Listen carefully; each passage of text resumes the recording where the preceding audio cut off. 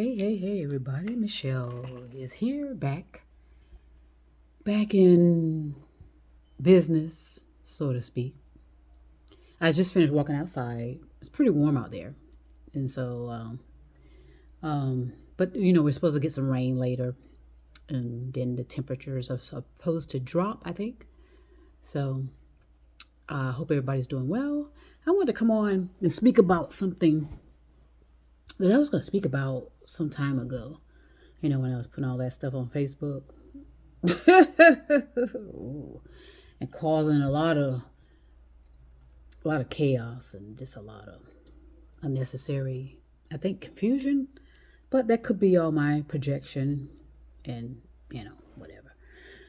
But it's about something that's really touchy. It's a touchy situation. And it's mental illness. People call it mental illness.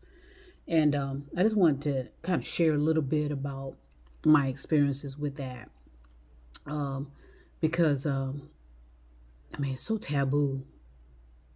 Well, when I was growing up, it was taboo. But when I was growing up, in our neighborhoods, there were several people that used to be in the neighborhood, and it was obvious that they was having some type of mental distress, because of the conversations they were having, and how they were kind of hitting themselves, and causing some harm to. I can say harm, but when it usually got really violent, that's when law enforcement would usually step in. And what happened to those people back in the day, I really don't know. I don't know if they were taken to hospitals or what was happening to them. I just knew that after a few weeks or so, I would see these people again, and there were several of them in our neighborhood. Several people experiencing some type of mental illness, mental disturbance, possibly schizophrenic, some type of schizophrenic disorder. And so, when I was growing up around that, I didn't say that I was afraid of it, afraid of those people, because they usually wouldn't bother us. They were mostly causing more harm to themselves, and speaking very violently or abusively to themselves, as if they were having an issue with somebody that's imaginary that I didn't see, and that they possibly were dealing with their imagination or some type of false vision or whatever vision that was. But like I said, we weren't really afraid of them. We would just walk to where we needed to go and come on home and blah, blah, blah. But I want to be honest, living in our household, there was a lot of us all the time, that our home was full of people. And I suspected, and I never really wanted to say per se, but I suspected my mom had some form of mental illness as well. With what she had to deal with, because there was always a house full of kids. My dad was there. There was always relatives in the house, and when I think about it, I can see how I would have lost my goddamn mind if I had to deal with what she had to deal with growing up. So my mom had some very, very disturbing behaviors about herself when she, and it was obvious when she gets overwhelmed and stressed, that's when you saw another side of her. She would curse, she would talk violently, and for the most part, she didn't bother us. She just kind of made us fearful. She made us fearful by her behavior, especially me. I was like, wow, what's up with her? So I used to always try to stay out of the house, because I used to know when she was getting ready to teeter off into some kind of manic, angry outbursts, and just angry. It's more her situation was more anger, and just and it would go on for hours and hours and hours of her just being angry and arguing just arguing, and we all there, as little kids wondering, well, who is she mad at? Who she's arguing with, and but we didn't have a word for it. So I would go next door to my neighbor's house. I call her a godmother. and just go over there with her and kind of hang out with her until everything calmed down.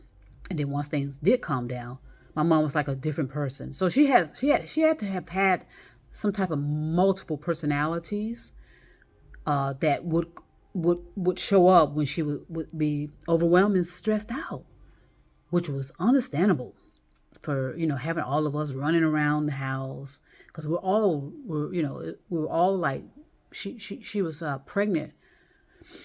It was six of us in the house, six kids, but she lost a few.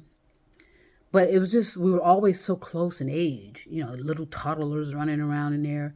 So I can imagine that drove her crazy. And then the demands of being a wife and the demands of being, demands of being a mother, the demands of being a wife, the demands of being a just an ordinary citizen. Keeping up with what they had to deal with back in those days, back in the 60s and 70s. So, but yeah, the household was always filled with anxiety. Uh, as a matter of fact, I feel safer when I used to live by myself at times than when I was living with them, and it was always a house full of people. I felt more afraid living in a house full of people back then when I was a young girl than I did when I was living on my own. When I live on my own, I'm good.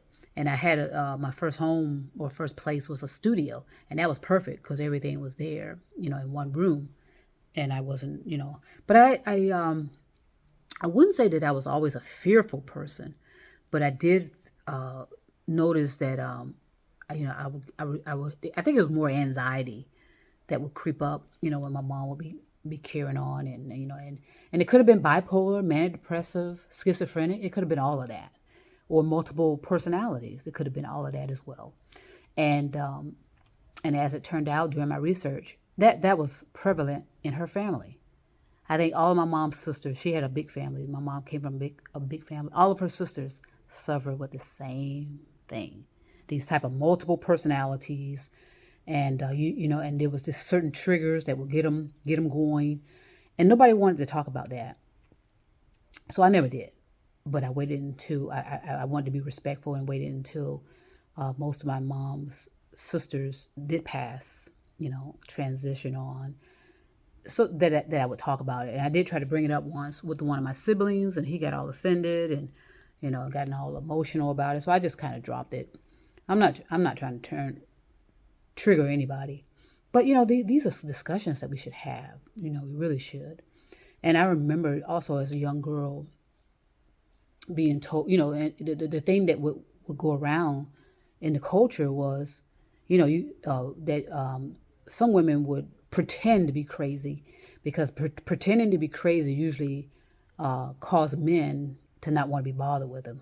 And there were a lot of women in the neighborhood that just really didn't want to be bothered with all the demands and the taunting and the constant harassment from certain type of men in the neighborhood.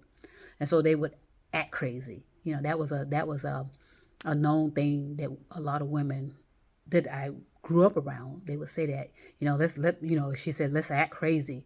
So so the situation with mental illness has been known. But I think for the most part, people just try to keep it hidden, or they just didn't want to discuss it. I just don't know what was um, um, what was the main issue about keeping it hidden and not wanting to discuss it and not wanting to face it. I'm not really sure, but we did experience it in our household. Okay, and again, I waited until my parents passed and to talk about it. Again, I tried to talk to my siblings about it, and they didn't want to discuss it at all. They always made an excuse one way or another as to why my mom was behaving the way she was. And so, but as I said, if we, I mean, if you just really look at the big picture of everything going on in the world, if you are not crazy, then what is really going on with you? What's your secret? Which possibly is and because I have a thing about secrets. So um I just know we know how to pretend a lot. We really do. We don't want to be vulnerable. We don't want to be embarrassed. We don't want to be called out. And I mean, I don't blame that type of stance on things, because who wants to be made fun of? Who wants to be embarrassed? But you know what? It happens. Sometimes it happens right behind your back, from people you think, wouldn't do that. And it's happened. I've seen it happen to, excuse me, people I know. It's been done to me. People, because, I've been awkward all my life. I was awkward before it was popular to be awkward. Okay, I'm in my 50s. I'm 58 specifically. So before that term awkward was used, I mean, I was considered awkward. As a matter of fact, in stuff that I used to write back in the day, which I lost a lot of my writing in a storage unit back in the late 90s. And I thought I had captured all of that stuff, but I lost all of those journals and some important documents about certain screenplays that I was working on at the time. And because I've been writing and journaling and keeping diaries, since I was a little girl. But unfortunately, a lot of that stuff has been lost, and I didn't realize it was all lost until I came into this house, this fixer upper, back in I got this in 2016, and it wasn't until maybe a year or so ago I realized all that stuff had been lost. I thought it was all in these storage boxes and containers I had. Nope, everything's gone. And then I remembered what happened. I did have a storage unit. I had a storage unit in one city, and I had a storage unit in another city. And I guess I didn't keep up with the payments for one reason or another, and all that stuff is gone. But it's still stored in my subconscious. You don't actually lose memory. It's either stored in your mental consciousness or your subconscious. So if there's not a reason for me to be recalling memory, I'm not going to be recalling memory. I remember when I, like I said, when I was a little girl, writing was like an avenue for me, to kind of deal with what was going on around me, being a visionary type person. And, looking at my mom's behavior when she would get all upset and overwhelmed because she didn't know how to cope. Nobody tells you how to cope when you have a house full of children, a husband that was pretty demanding, a demanding life as a mother, demanding life as a black mother, a demanding life in a black culture. It's just different and it's hard. And nobody teaches you how to handle that type of stuff. And whoever says that they've handled it perfectly are lying to you. I can guarantee you. But, I'm not going to be arguing with people over their experiences. That's their experiences, and I will allow them to have it. At some point, you're going to have to deal with reality about what has happened to you to cause you to develop as you are. Now, I did a lot of work on myself. Okay, a lot of work on myself via meditation and just being willing to accept the good and bad in me, the positive and negative in me, and just neutralize it as best I can. I did everything in my power as well to remember certain things that I may have inadvertently done to people, unintentionally hurt people. Because I was, and one thing about my mom too, she was a pathological liar, and towards several periods of my life, I was doing the same thing. I was lying because I am attracted to women. I'm a black lesbian, and so I would lie. I would pretend because I would hide because being a black lesbian back in my family, it wasn't tolerated, it wasn't accepted, and it wasn't supported.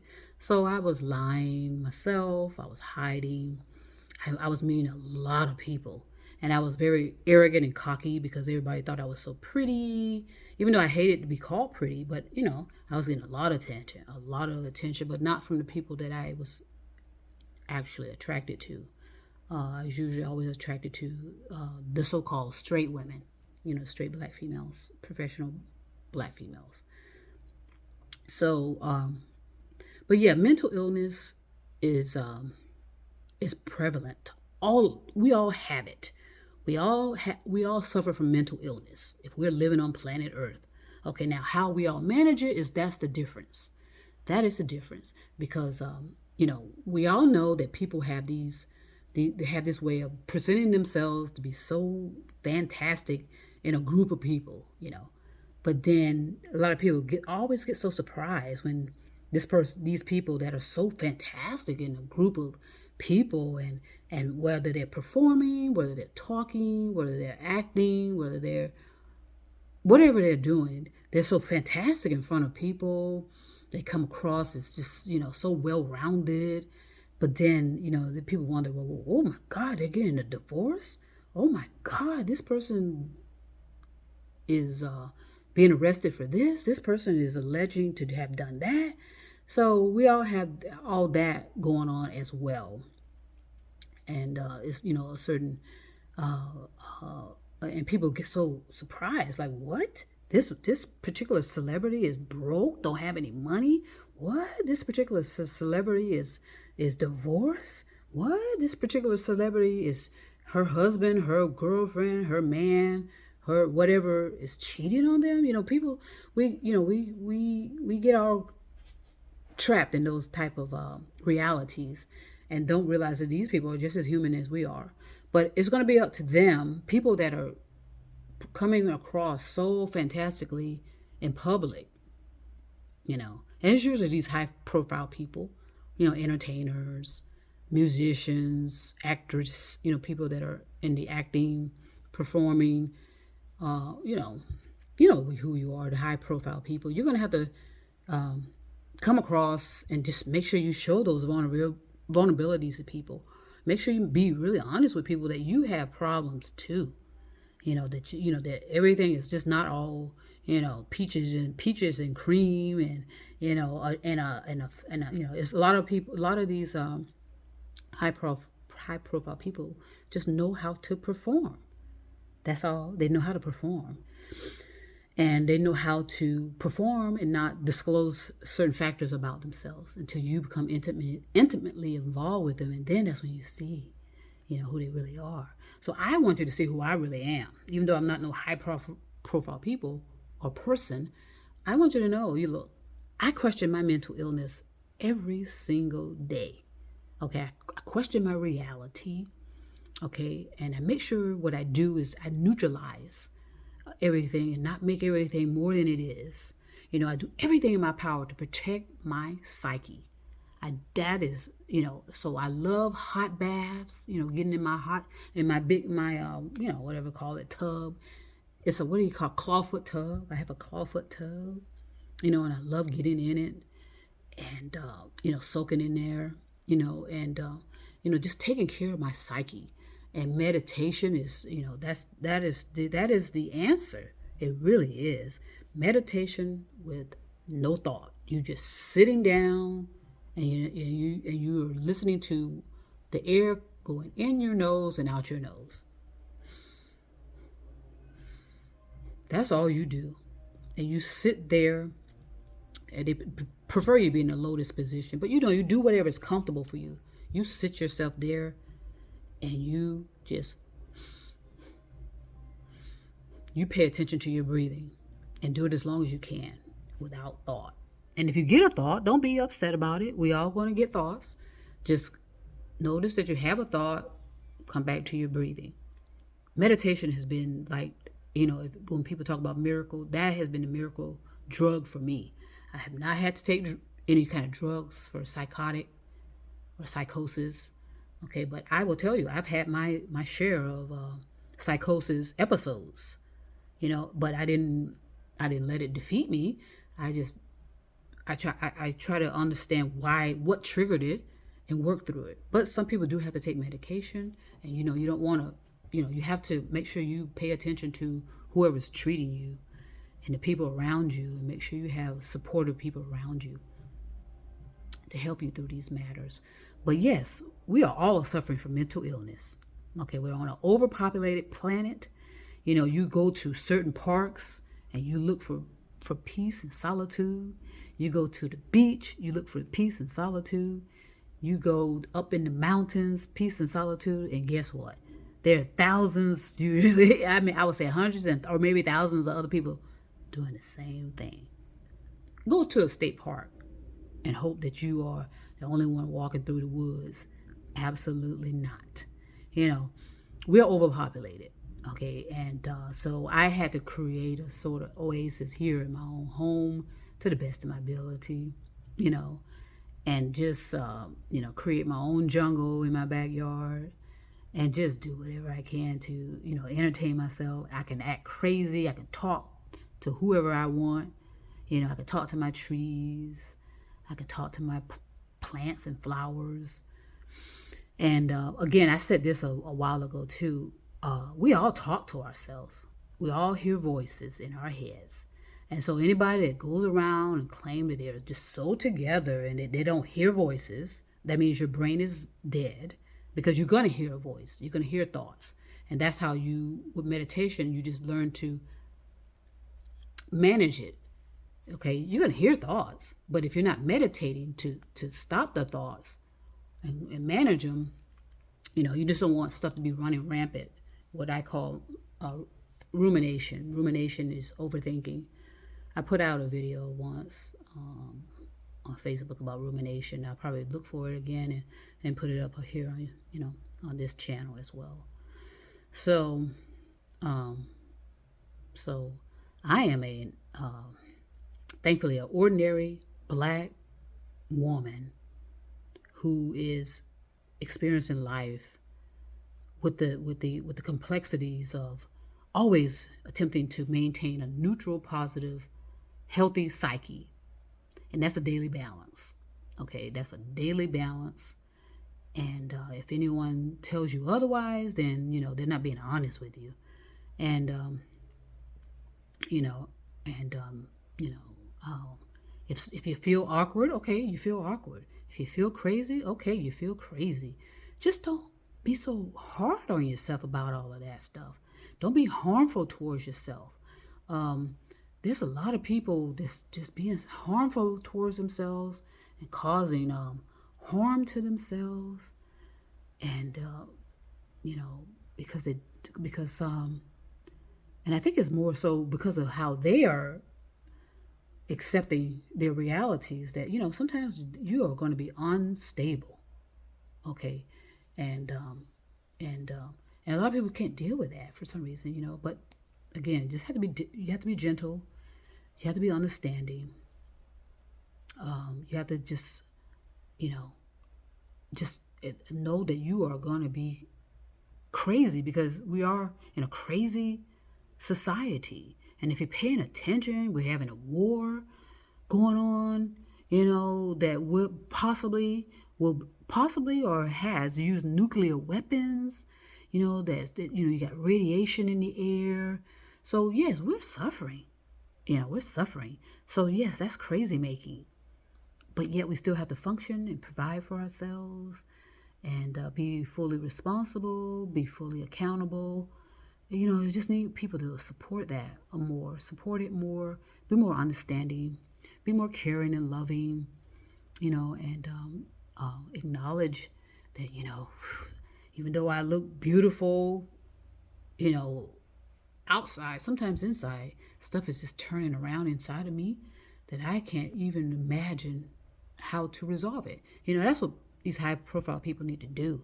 They need to bring themselves to a level of understanding so that people will start worshiping you, because it's okay to, I know several high profile people, they want to be able to smell the flowers too, and not always have people coming up and bothering them about stuff, and talking about how much they love them and sharing all they, because a lot of people like to do that. They like to dump their shit on these celebrities, and sometimes they just want it. Celebrities, I understand you. I do. I really do. I know a few of you. I understand you. And I know you want to smell the coffee, you want to smell the trees and the flowers. You want to enjoy the fruit of your labor without people always coming up to you and bothering you. And don't deny that sometimes you need a break from that. You don't have to say it publicly though. You don't have to say it publicly, but say it to yourself and say, you know what? Sometimes I need a break from all this chaos and this constant, attention that people bring towards them, and thinking you guys can solve their problems. Please. Anyway, so thanks for listening. This is about the fact that I am every day I'm questioning my mental health and making sure I am neutralizing my psyche and dealing with issues that may pop up here and there. And I don't pretend that I know everything. I do not pretend that, I don't understand. Sometimes I just don't understand. But I know that there is a cause and effect for all of this. And there's no such thing as coincidences. There's no such thing. So I want to send peace and love to everybody all over the universe. Be safe. Just love yourself. Love yourself. Love yourself. And,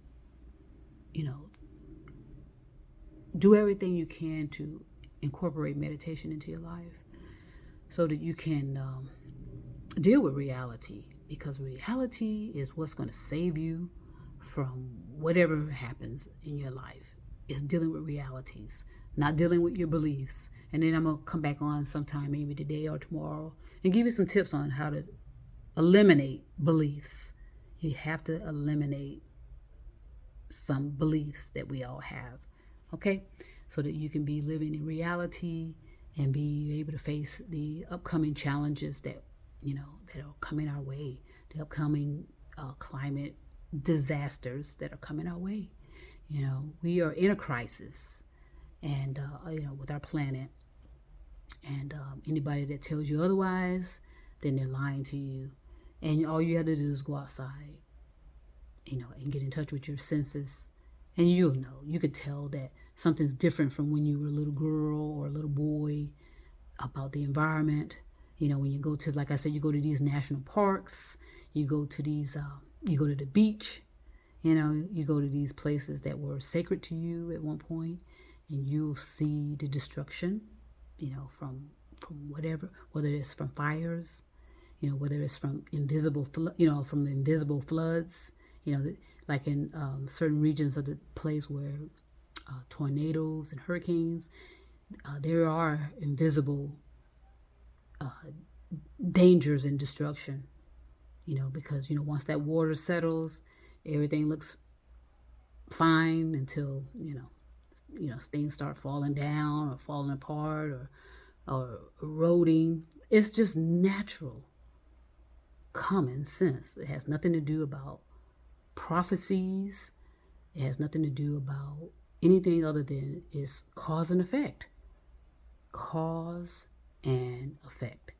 All right, thanks. Have a great day. Talk to you again soon.